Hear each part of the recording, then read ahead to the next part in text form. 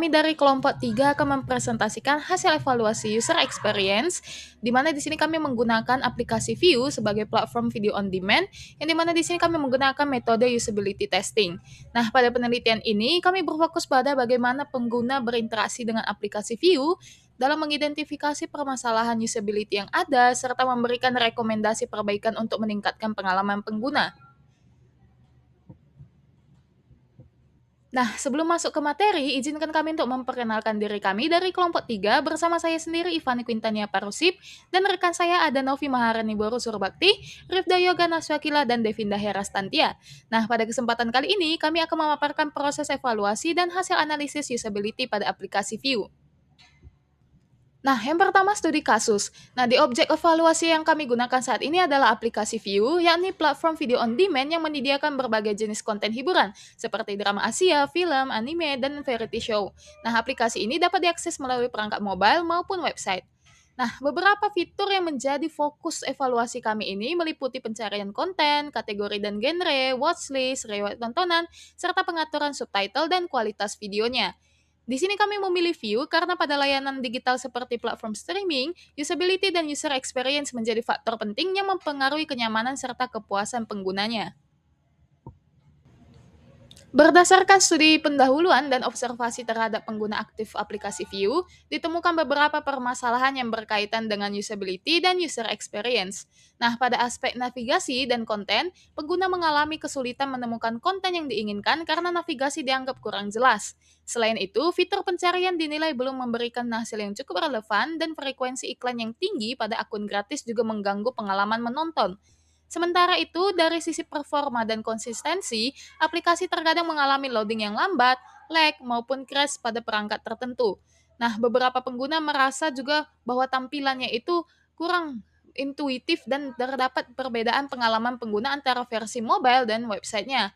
Nah, permasalahan-permasalahan ini menjadi dasar dilakukannya evaluasi untuk mengetahui kualitas usability aplikasi View secara lebih dalam. Selanjutnya, kita membahas mengapa evaluasi aplikasi View menjadi penting. Banyaknya keluhan pengguna menunjukkan bahwa pengalaman pengguna belum sepenuhnya optimal dan masih terdapat aspek yang perlu diperbaiki. Kondisi ini berpotensi meningkatkan resiko churn, yaitu pengguna yang berpindah ke platform lain yang dirasa lebih stabil dan nyaman. Selain itu, persaingan dengan platform streaming besar seperti Netflix dan iQIYI menuntut View untuk terus meningkatkan kualitas layanannya. Oleh karena itu, evaluasi perlu dilakukan sebagai langkah strategis untuk mengidentifikasi kelemahan sistem dan meningkatkan kualitas layanan secara menyeluruh.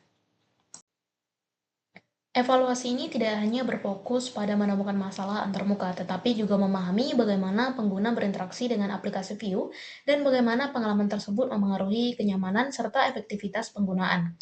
Tujuan utamanya evaluasi ini adalah untuk mengidentifikasi permasalahan usability, mengetahui pengalaman pengguna pada fitur-fitur utama, menganalisis kemudahan penggunaan berdasarkan evaluasi pengguna, memvalidasi temuan melalui observasi langsung, serta menyusun rekomendasi perbaikan untuk meningkatkan kualitas usability dan pengalaman pengguna aplikasi View.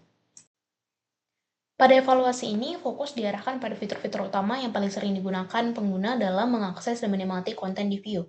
Skop evaluasi mencakup halaman beranda, fitur pencarian, kategori dan eksplorasi konten, halaman detail konten, pemutaran video, pengaturan subtitle dan kualitas video, watchlist, continue watching, profil dan pengaturan akun, serta pusat bantuan pengguna.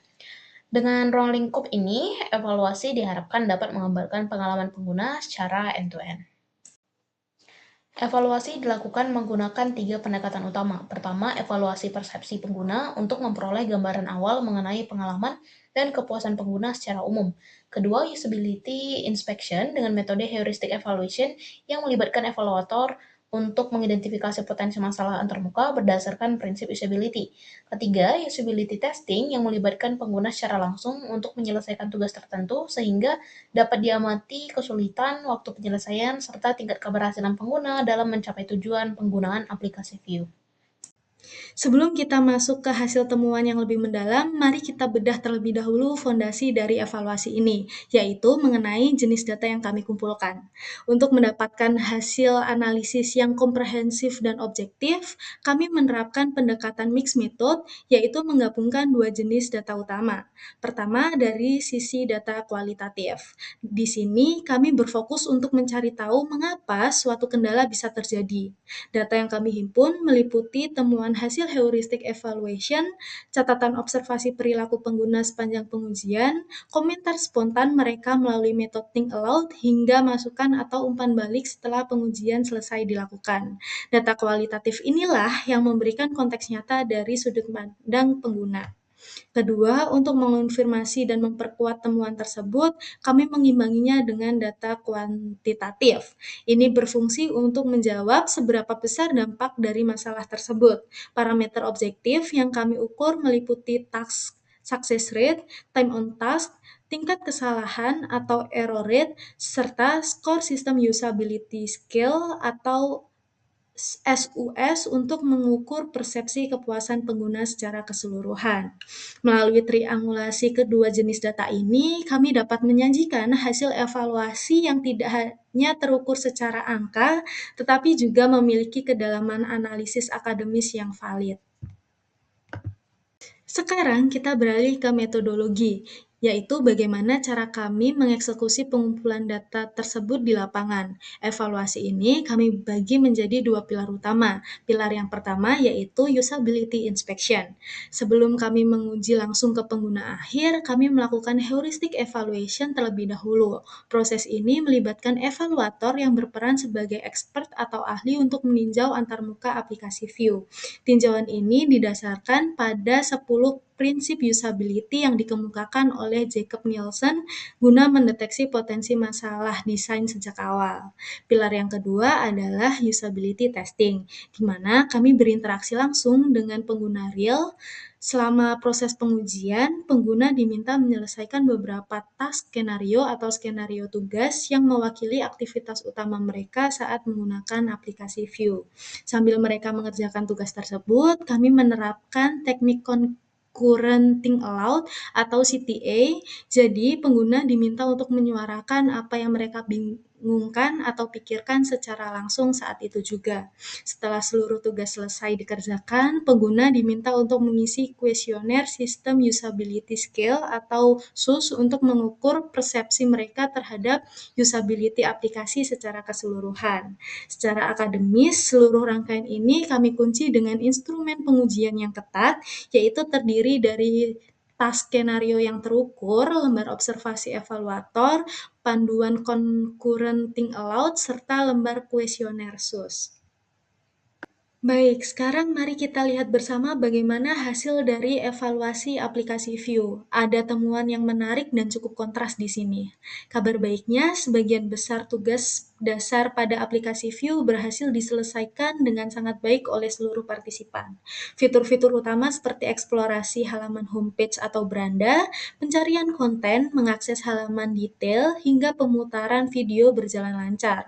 Pengguna juga tidak menemukan kendala, berarti saat mengatur subtitle, mengubah kualitas video, menggunakan fitur watchlist, mengakses continue watching atau riwayat tontonan, hingga mengelola profil pengguna serta pusat bantuan. Ini menunjukkan fungsionalitas inti dari Vue sebenarnya sudah memiliki landasan usability yang cukup solid.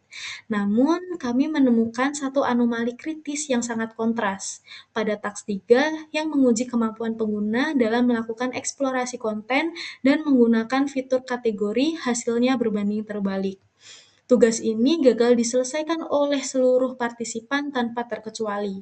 Waktu penyelesaiannya pun melambung hingga mencapai 120 detik, dan seluruh partisipan pada akhirnya membutuhkan bantuan langsung dari observer agar bisa melanjutkan progresnya. Ini menandakan adanya major blocker pada sistem navigasi kategori tersebut.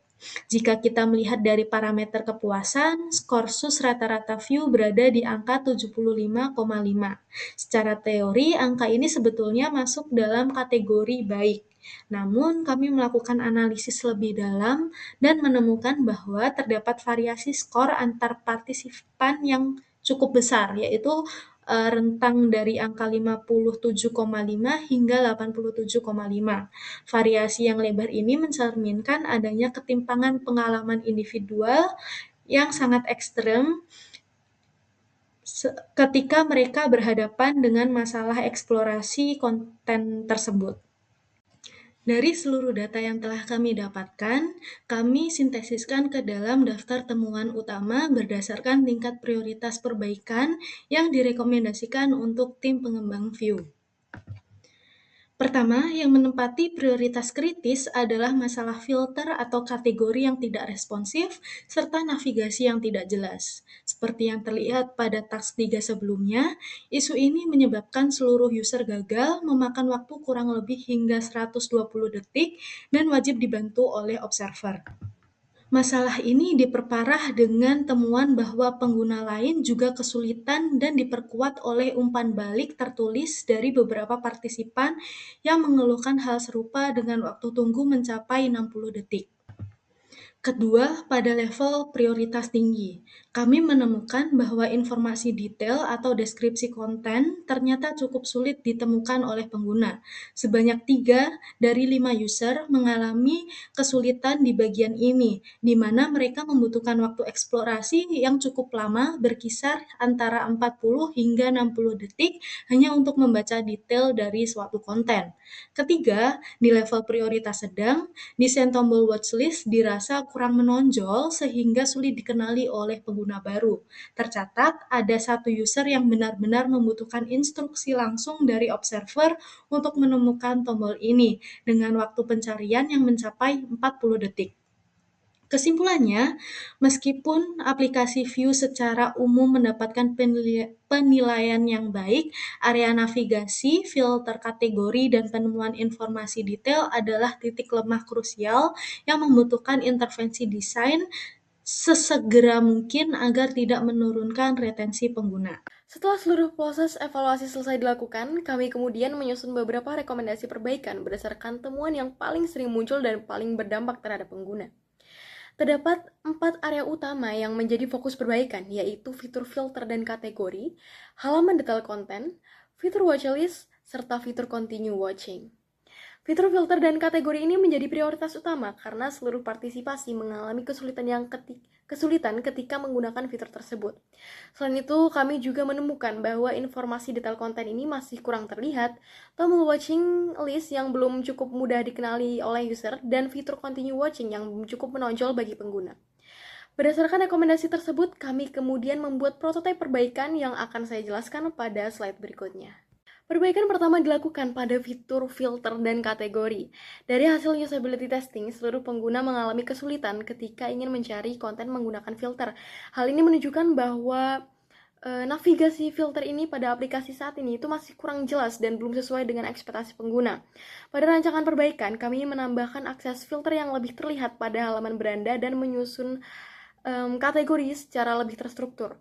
Dengan adanya perubahan ini, pengguna dapat mencari konten berdasarkan berbagai aspek seperti film, serial TV, negara asal, genre, maupun kategori lainnya tanpa perlu melakukan eksplorasi yang terlalu berlebihan.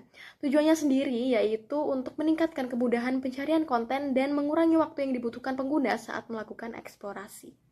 Selain fitur pencarian konten, kami juga melakukan perbaikan pada halaman detail konten. Jadi, berdasarkan hasil observasi, beberapa pengguna masih mengalami kesulitan dalam menemukan informasi penting ketika membuka suatu konten atau ketika mereka sedang menonton film, series, atau dan semacamnya. Nah, informasi seperti sinopsis, genre, dan detail konten ini masih kurang terlihat sehingga pengguna masih perlu melakukan eksplorasi tambahan. Oleh karena itu, pada rencana baru ini, kami menempatkan informasi penting secara langsung pada halaman detail, sehingga dapat segera dilihat oleh pengguna ketika pengguna membuka suatu konten. Dengan demikian, pengguna juga dapat memahami isi konten lebih cepat sebelum memutuskan untuk menontonnya. Lalu permasalahan berikutnya ditemukan pada fitur watching list atau watchlist. Nah, meskipun fitur ini itu sudah tersedia, beberapa pengguna ini masih mengalami kesulitan untuk mengenali fungsi tombol yang digunakan untuk menyimpan konten. Pada rancangan perbaikan ini, kami meningkatkan visibilitas tombol watchlist dan menempatkannya secara lebih jelas pada banner konten di halaman utama atau di dashboard. Perubahan ini diharapkan dapat membantu pengguna untuk menyimpan konten dengan lebih mudah tanpa harus mencari atau menebak fungsi tombol yang tersedia. Pada fitur Continue Watching, pengguna mengalami kesulitan mengetahui proses tontonan yang telah mereka lakukan. Aplikasi saat ini itu masih belum menyediakan indikator progres yang cukup jelas, sehingga pengguna ini masih tidak dapat langsung mengetahui posisi terakhir ketika menonton suatu konten tersebut. Nah, untuk mengatasi masalah tersebut, kami menambahkan indikator progres tontonan yang dapat membantu pengguna untuk melihat riwayat dan perkembangan tontonan secara lebih mudah. Nah, dengan adanya indikator ini, pengalaman pengguna dalam melanjutkan tontonan diharapkan menjadi lebih nyaman dan efisien. Berdasarkan evaluasi yang telah dilakukan, dapat disimpulkan bahwa metode heuristic evaluation dan usability testing berhasil dalam membantu identifikasi berbagai permasalahan usability pada aplikasi VIU. Secara umum, aplikasi VIU ini sudah memiliki tingkat usability yang cukup baik. Hal ini didukung oleh nilai SUS sebesar 75,5 yang termasuk dalam kategori baik.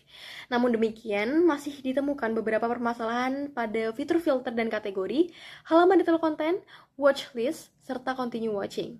Dari seluruh temuan tersebut, fitur-fitur dan kategori menjadi prioritas utama karena memberikan dampak terbesar terhadap keberhasilan pengguna dalam menemukan konten. Berdasarkan hasil evaluasi, kami menyarankan agar pengembangan VIU memprioritaskan perbaikan pada fitur filter dan kategori. Selain itu, visibilitas informasi pada halaman detail konten serta akses terhadap fitur watchlist dan continue watching juga perlu ditingkatkan untuk memberikan pengalaman pengguna yang lebih baik. Baik, mungkin itu yang dapat kami sampaikan terkait hasil evaluasi dan rancangan perbaikan antarmuka pada aplikasi VIU. Kami berharap hasil evaluasi dan rekomendasi yang telah kami susun dapat memberikan masukan yang bermanfaat untuk pengembangan pengalaman pengguna pada aplikasi VIU. Mohon maaf apabila terdapat kekurangan dalam penyampaian kami. Terima kasih. Wassalamualaikum warahmatullahi wabarakatuh.